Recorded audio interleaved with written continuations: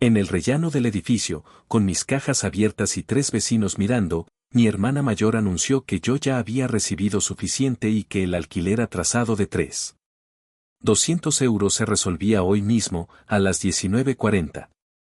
Sonrió y dijo en voz alta, no hagas un espectáculo, mientras el administrador sacaba una hoja doblada de su carpeta. Me la puso en la mano y señaló una línea subrayada donde aparecía mi nombre junto. Yo soy Marta, la menor de 3 hermanas, y hasta ese día creía que, aunque no me quisieran igual, al menos no me iban a echar como a un mueble viejo. Pero a las 19:40 en punto, en el rellano del tercer piso, con 3 vecinos mirando entre la curiosidad y el morbo, mi hermana mayor Clara decidió que ya había recibido suficiente. Lo dijo así, como si yo fuera una deuda saldada. Ella sonrió con esa forma que tiene de hacerlo cuando está a punto de aplastar a alguien. Y delante de la portera, el vecino del 2B, y una pareja que ni me hablaba, el administrador del edificio me extendió un papel con mi nombre subrayado y la palabra desalojo voluntario escrita en letra minúscula. Tenía las manos ocupadas con una caja abierta, donde sobresalía una planta seca, un tupper sin tapa y un cargador roto. Había recogido mis cosas de la habitación que alquilaba a Clara desde hacía 3 años. A 450 euros al mes, sin contrato, por ayudarme. En cuanto el administrador me puso el papel en la mano, ella soltó, como si fuera parte del guión, no hagas un espectáculo, Marta. Sé adulta por una vez. Yo no dije nada. La garganta se me cerró. Miré mis cosas, 2 cajas, una mochila, y mi colchón apoyado contra la pared, como un testigo mudo. Mi otra hermana, Lucía, no estaba. Clara había dicho que le parecía innecesario hacer bulto. El silencio era denso. El vecino del 2B fingía mirar el móvil, pero tenía los ojos clavados en mí. Me acuerdo perfectamente de la hora porque el papel lo decía, 19:40, firma de acuerdo verbal entre partes para la entrega voluntaria de la habitación. Mentira. Yo no había acordado nada. Me habían acorralado. El día anterior, Clara me había dicho que tenía una oportunidad para devolverme el favor de tantos años, vete sin hacer drama. No me obligues a tomar medidas. Me habló como si fuera una intrusa en su propia casa. Como si los 3 años en que pagué religiosamente no contaran para nada. El administrador, un tipo flaco con gafas y cara de funcionario cansado, bajó la vista. Es un procedimiento simple, murmuró. Ya se comunicó al propietario que usted ha sido informada. El propietario era Clara. Todo esto era entre hermanas, pero con papeles y testigos. Yo asentí, sintiendo como el calor me subía a la cara. No quería llorar. No delante de ellos. No otra vez. El problema no era solo el desalojo. Era lo que había detrás. Lo que Clara no decía. Lo que Lucía sospechaba, pero no quería ver. El motivo real por el que me estaban echando. Porque en esa casa yo había descubierto algo que nadie debía saber. Un detalle en una cuenta compartida. Un archivo en el ordenador viejo de mamá. Una suma de dinero. Y un nombre que no encajaba. Mi madre había muerto hacía 5 meses. Sin testamento. Sin cuentas claras. Solo dejó un piso pagado y una carpeta marrón con documentos que nadie quería revisar. Clara, que se había puesto al frente de todo, juraba que lo justo era repartir pero nunca dijo cuánto había. Yo intenté preguntar 2 veces. Me contestó con frases como ya veremos, ahora no es el momento y tú ni siquiera estuviste cuidándola. Dale like a este video y suscríbete al canal si quieres seguir escuchando historias reales de herencias, dinero y secretos familiares que nadie se atreve a contar. Pero yo sí estuve. La última semana. Cuando ya nadie quería quedarse por las noches. Dormí en la silla del hospital, le limpié la boca con gasas, escuché su voz apagada decir algo sobre una cuenta vieja y una caja con papeles. Lo apunté en una nota. Porque yo apunto todo. Siempre lo hice. Porque si no apunto, desaparezco. Esa nota fue el inicio. Porque en el fondo de la cómoda de mamá, encontré una llave pequeña. Y en la agenda de tapas duras, con olor a alcanfor, estaba el número de una antigua caja de seguridad en el banco donde trabajaba Lucía. No dije nada. Solo fui. Y cuando pregunté por la caja, me pidieron identificaciones, me hicieron firmar un recibo, y me entregaron una carpeta con documentos fechados en 1998. Había copias de transferencias, cheques antiguos y una hoja con 3 nombres. Uno era el de mi madre. Otro, el de Clara. Y el tercero, era mío. Ahí entendí. Entendí que no se trataba solo de que yo debiera 200 euros de alquiler, como Clara decía. Se trataba de que yo tenía algo. Algo que podía cambiar lo que ellas habían construido. Y por eso querían echarme. Callarme. Alejarme. Pero yo no dije nada en ese rellano. No ese día. Dejé que el papel cayera al suelo. Me agaché, recogí mis cajas y bajé las escaleras con el colchón arrastrando. Escuché risas ahogadas detrás. Clara diciendo que drama, como si todo fuera una anécdota. Pero yo ya había tomado una decisión. Porque había una segunda hoja en esa carpeta. Y esa hoja no llevaba su nombre. Llevaba solo el mío. Y una cifra. La cifra exacta de una cuenta que Clara juró que no existía. Yo siempre he sido la hermana silenciosa.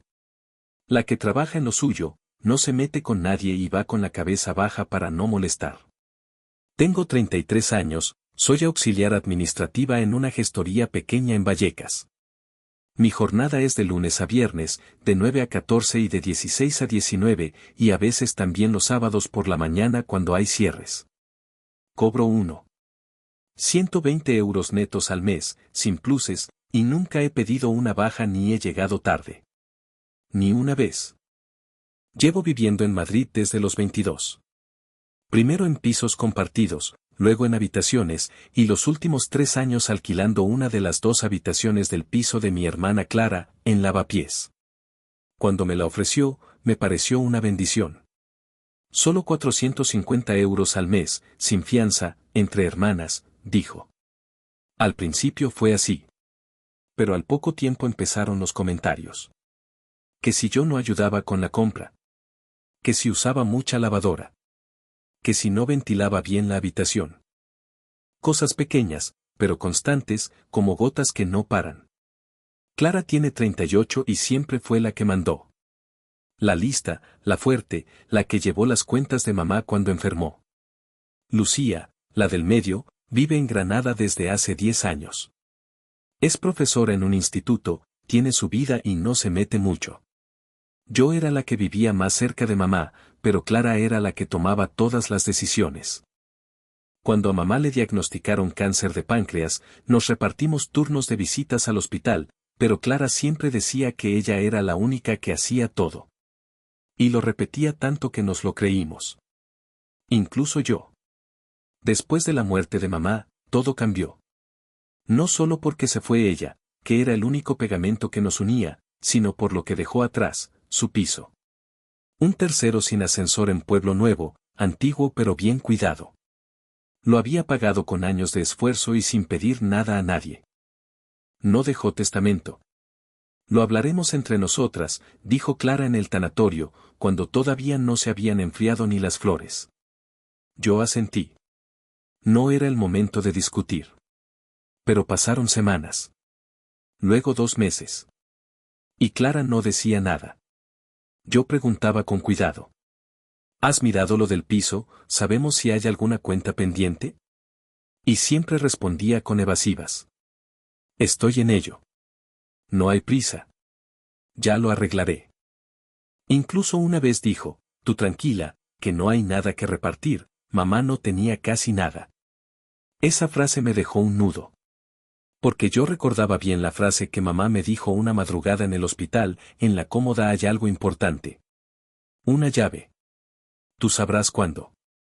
Lo anoté en una hoja, y cuando fui al piso a recoger sus cosas, busqué la cómoda. Allí estaba la llave.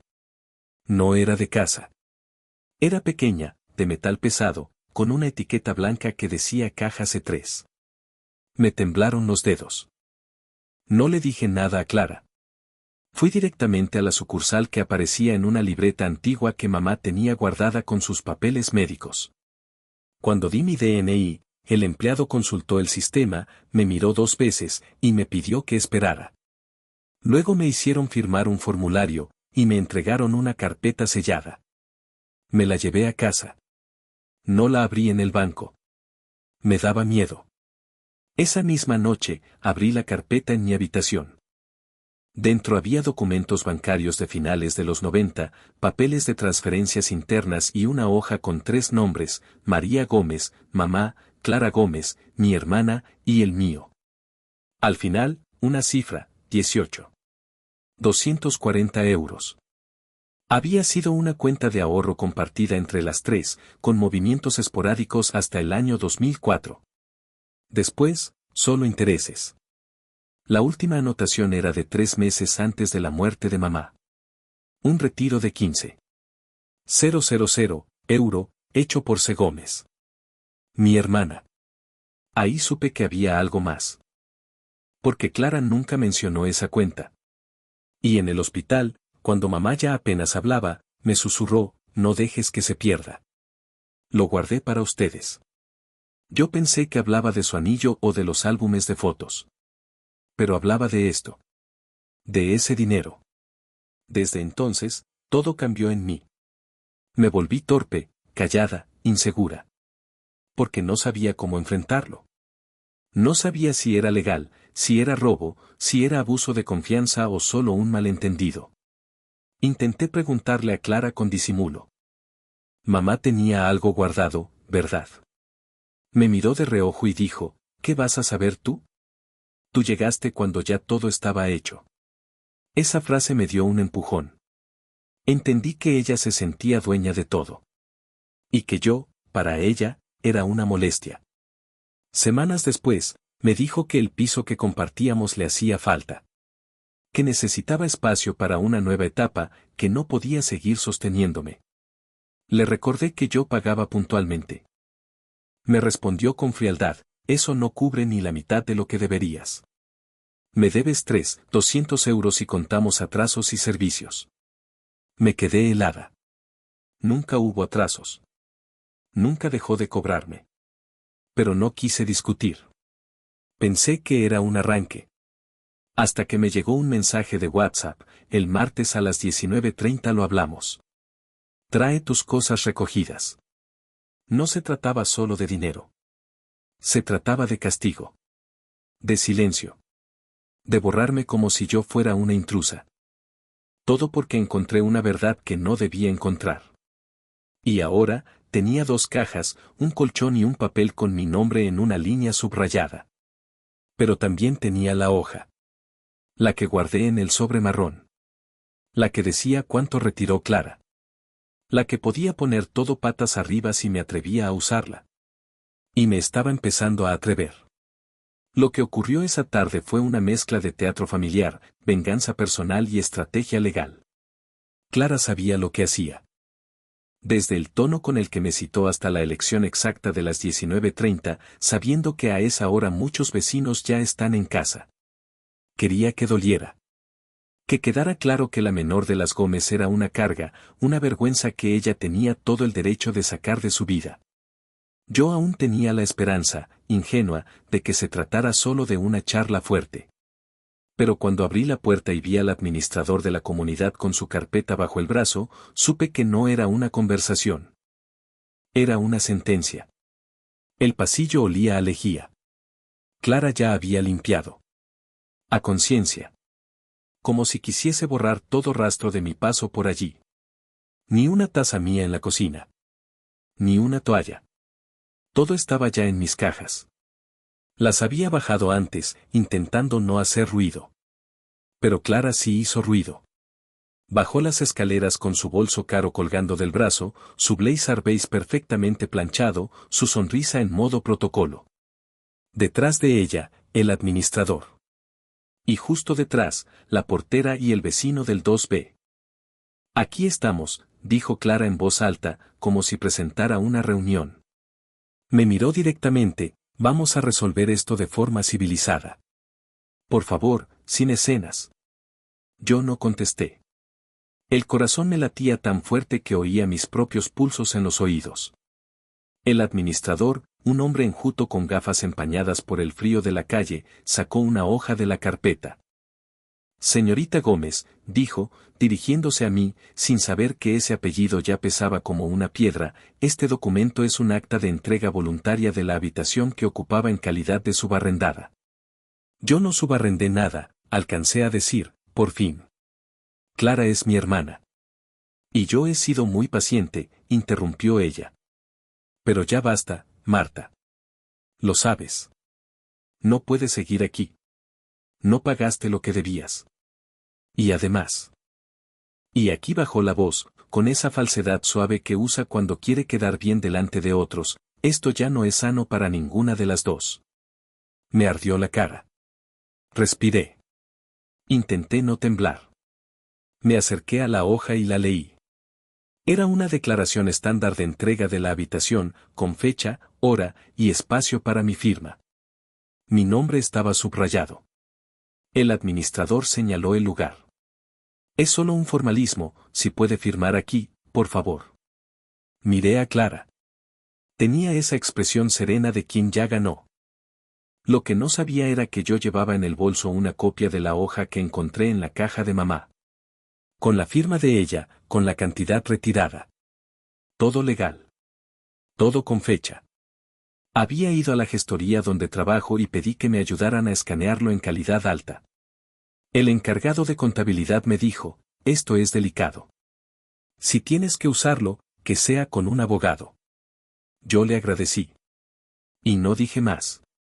No voy a firmar, dije despacio, aunque la voz me salió más aguda de lo que quería. No voy a firmar nada. Y menos delante de vecinos. Esto es humillante. Clara frunció los labios, como si hubiera olido algo feo. ¿De verdad vas a hacer esto más difícil, Marta? Tú lo hiciste difícil, contesté. Desde el día que sacaste el dinero de la cuenta de mamá y dijiste que no existía. Hubo un silencio que dolió. Clara palideció. El administrador parpadeó, confuso. La portera se quedó con la boca entreabierta.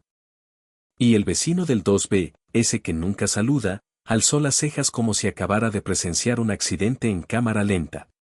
¿Qué estás diciendo? Soltó Clara, en tono de advertencia. Que vi los documentos, dije. Que la cuenta no estaba vacía. Que la retiraste tú. Y que era una cuenta a nombre de mamá, tuyo y mío. Que eso se llama apropiación indebida. Y que tengo pruebas. Las palabras salieron solas. Llevaban semanas encerradas. Ahora estaban fuera y me temblaban las manos, sí, pero ya no del miedo. De la rabia contenida. Clara me miró como si no me reconociera. ¿Qué has hecho, Marta? Nada aún. Pero si sigues con esto, señalé el documento, quizás sí haga algo. El administrador tragó saliva. Se notaba que no quería estar allí. Se aclaró la voz. Yo solo vine porque me pidieron presencia legal para evitar conflictos. Si hay un desacuerdo familiar, yo me retiro. Retírese, dije yo. Y me giré hacia Clara. Tú puedes hacer lo que quieras con tus cosas, con tu piso, con tus amigos. Pero no puedes echarme como si fuera basura. No después de todo. No cuando hay cosas que no has explicado. Clara apretó el bolso contra el pecho. Sus ojos, esos que siempre usaban el juicio como arma, se movían rápido. Buscando una salida. O un testigo. Pero ya no tenía el control. El teatro no le estaba saliendo. Lucía sabe, dije bajito. Le mandé copia de todo. Ahí supe que le había dado donde dolía. Porque Clara siempre se creyó por encima. Pero temía, más que nada, el juicio de Lucía. La perfecta. La que parecía no meterse pero tenía memoria larga. Vete, dijo Clara. No quiero verte más. Yo ya me iba, respondí, levantando mis cajas del suelo. Pero esta vez, me llevo algo más que mis cosas. Y me fui, arrastrando el colchón con una mano y las cajas con la otra. Bajé 3 pisos sin mirar atrás. En cada paso, algo dentro de mí se rompía y se reconstruía. Porque había tocado fondo, sí. Pero también había abierto una puerta. Y esta vez, no pensaba cerrarla. Esa noche dormí en el sofá de una amiga, con el colchón doblado contra la pared y mis 2 cajas alineadas como si fueran parte del mobiliario. Me había ofrecido quedarme unos días. Lo que necesites, dijo Laura, mientras me servía un tazón de sopa caliente. Yo asentí, pero no sabía qué necesitaba. Solo sabía que todo me temblaba por dentro. No dormí mucho. En mi bolso seguía el sobre con los documentos. Cada vez que cerraba los ojos, veía la cara de Clara en el rellano, blanca como el papel, tragándose su propio orgullo. El momento exacto en que pronuncié la palabra apropiación se repetía en mi cabeza una y otra vez. No era una amenaza vacía. Yo tenía la copia del extracto. Sabía lo que había hecho. Pero no sabía si me atrevía a ir más allá. Al día siguiente, llegué al trabajo media hora antes. Necesitaba distraerme, y el papeleo, al menos, tenía reglas. Ordené facturas, respondí correos, hice café para todos. Mis compañeros se dieron cuenta de que algo pasaba, pero nadie preguntó. Hasta que llegó Inés, la contable, y me dijo bajito. ¿Estás bien? Yo negué con la cabeza. No hacía falta fingir. Ella me llevó a la salita del fondo, donde solemos guardar los archivadores viejos, y allí le conté todo. Sin adornos. Sin pausas. Me escuchó con atención, como se escucha una historia que podría ser tuya. ¿Tienes pruebas?, preguntó cuando terminé. Sí, respondí. Las tengo aquí. Le mostré el escaneo. Lo leyó en silencio. Luego asintió, con esa manera profesional que tiene de asentir cuando algo es grave. Esto es serio, Marta. Esto va más allá de lo familiar. Esto es un movimiento no autorizado de fondos compartidos. Podrías denunciarla. ¿Y qué gano con eso?, pregunté, derrotada. Justicia, dijo. Luego bajó la voz. O al menos que no se salga con la suya. Durante los días siguientes, intenté recuperar una rutina. Iba de casa de Laura al trabajo y de vuelta. Comía lo justo. Dormía lo justo. Pero algo dentro de mí se estaba gestando. Una especie de energía nueva, mezcla de rabia y dignidad. Por primera vez en mucho tiempo, no me sentía una carga. Me sentía peligrosa. El domingo por la tarde recibí un mensaje de Lucía. Solo decía, ¿puedes hablar? Llamé. Me contestó al segundo tono. Vi los documentos, dijo. ¿Me los mandaste, recuerdas? Sí. Perdón si fue demasiado. No. Fue necesario. Hubo una pausa. Luego continuó. Hablé con Clara. Tragué saliva. Y está furiosa. Dice que tú exageras. Que no entiendes cómo funcionan las cosas. Pero también dijo algo que me dejó preocupada. Que si tú hablas, ella va a mover todo para dejarte sin opciones. ¿Qué significa eso? Que tiene contactos. Que va a decir que tú vivías gratis, que eras una aprovechada. Que va a ensuciar tu nombre. Me quedé en silencio. No me sorprendía. Era su estilo. Aplastarte primero con palabras, luego con consecuencias. ¿Y tú le crees?, pregunté. Lucía suspiró. No del todo. Pero tampoco quiero líos. Esa frase me dolió más que cualquier otra. No del todo. Como si yo aún tuviera que demostrar algo. Como si haber estado en el hospital con mamá no contara. Como si encontrar la llave, revisar los papeles y entender el engaño no fuera suficiente. Colgué sin decir mucho más. Luego me encerré en el baño de Laura y abrí el sobre otra vez.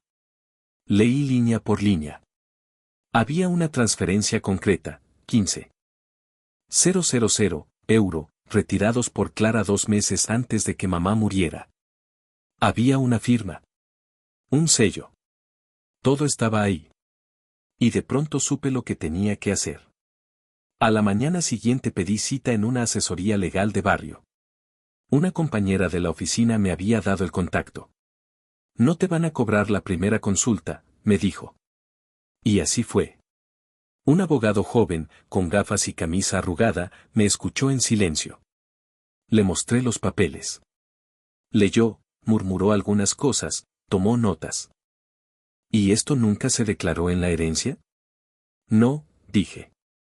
Mi hermana dijo que no había nada que repartir. El abogado levantó una ceja. Bueno, pues hay. Esto es patrimonio. Y se puede reclamar. No solo lo tuyo. También lo que ella ocultó. Hay mecanismos. Medidas cautelares. Reclamación civil.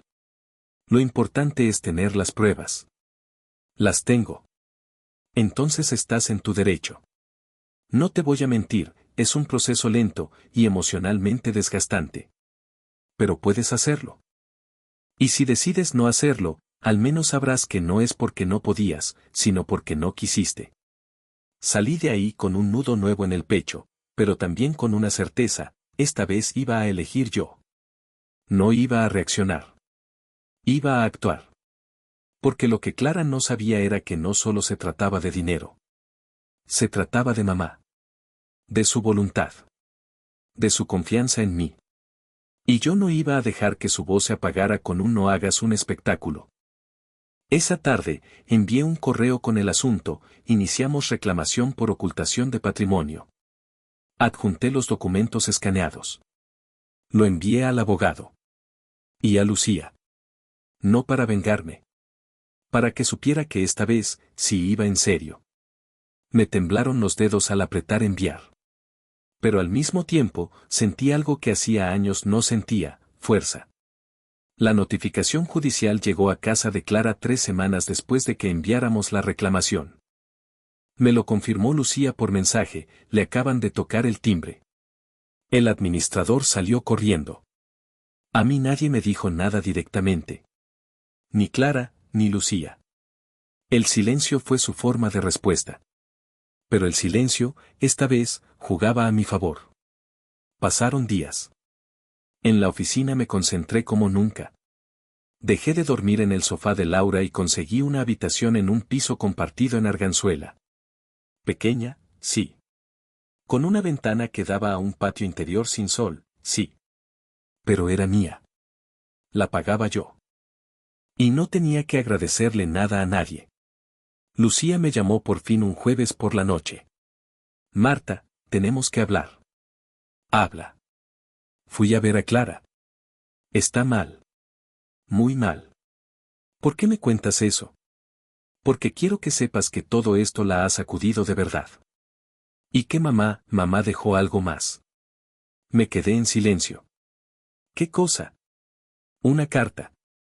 La tenía guardada Clara en una carpeta que nunca abrió. Estaba con los papeles del hospital.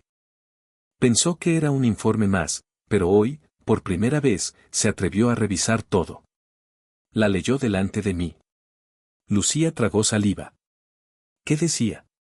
Era para ti. Mi pecho se apretó. Me senté en el borde de la cama. La voz de Lucía sonaba temblorosa, como si no supiera si estaba haciendo bien en seguir. Te la leo. La tengo aquí. Clara me dejó sacarle una foto. Hubo un clic, y al segundo tenía la imagen en el móvil. La abrí. Reconocí la letra de mamá, redonda, firme. El papel era una hoja de libreta arrancada con cuidado. Comencé a leer en voz baja. Marta, si llegas a leer esto, es porque encontraste la llave. Siempre supe que lo harías tú. No porque seas la menor, sino porque eres la más cuidadosa. La que escucha. La que se queda cuando todos se van. Esa cuenta la abrí cuando ustedes eran niñas. Era poco, pero lo guardé por si alguna vez lo necesitaban. Y cuando supiste lo de la caja, supe que no tenía que decírtelo 2 veces. Clara lleva mucho peso. A veces demasiado. Pero eso no justifica ocultar. Si tienes que pelear por lo tuyo, hazlo sin odio. Hazlo con firmeza. Yo estuve sola muchas veces. No quiero que tú también lo estés. Perdona si no lo hice mejor. Con amor, mamá. Leí la última frase 2 veces. Sentí que algo se rompía dentro de mí, pero no era dolor. Era alivio. Era mamá, por fin, de mi lado. En papel. En tinta. En palabras que nadie podía negar. Lucía suspiró del otro lado de la línea. Clara quiere hablar contigo. Dice que no va a pelear por esto. Que va a firmar el acuerdo. ¿Y la cuenta? Te pertenece. Lo sabe. Lo acepta. No dije nada durante un buen rato. Solo acaricié el borde de la carta en la pantalla del móvil, como si pudiera sentirla. No era el dinero. Nunca lo fue. Era que alguien, por fin, dijera la verdad. Que alguien me dijera, lo hiciste bien. Las semanas siguientes fueron tranquilas. Clara firmó la cesión de los fondos. El abogado cerró el caso con un acuerdo privado. Nada de juicios. Nada de prensa. Solo justicia. Yo usé parte del dinero para saldar deudas y otra parte, para empezar un curso técnico de contabilidad avanzada. No era un cambio radical, pero era algo mío. Un sábado, pasé por el piso de mamá. Clara me había dejado las llaves en el buzón. Subí sola. No había nadie. El salón olía a cerrado. Las cortinas seguían igual, la lámpara torcida, el armario con las tazas de siempre. Sobre la cómoda, encontré una caja pequeña de madera. Era de mamá. Dentro, una pulsera de plata que solía usar los domingos, y una nota enrollada. Las cosas pequeñas son las que más pesan cuando no se dicen. Gracias por decirlas, Marta. Salí del piso con la pulsera en el bolsillo y una certeza en el pecho. Ya no era la hermana menor que pedía permiso. Ya no era la que callaba. Ahora sabía quién era. Y nadie podía quitarme eso. Suscríbete al canal para más historias reales sobre familias, herencias y secretos.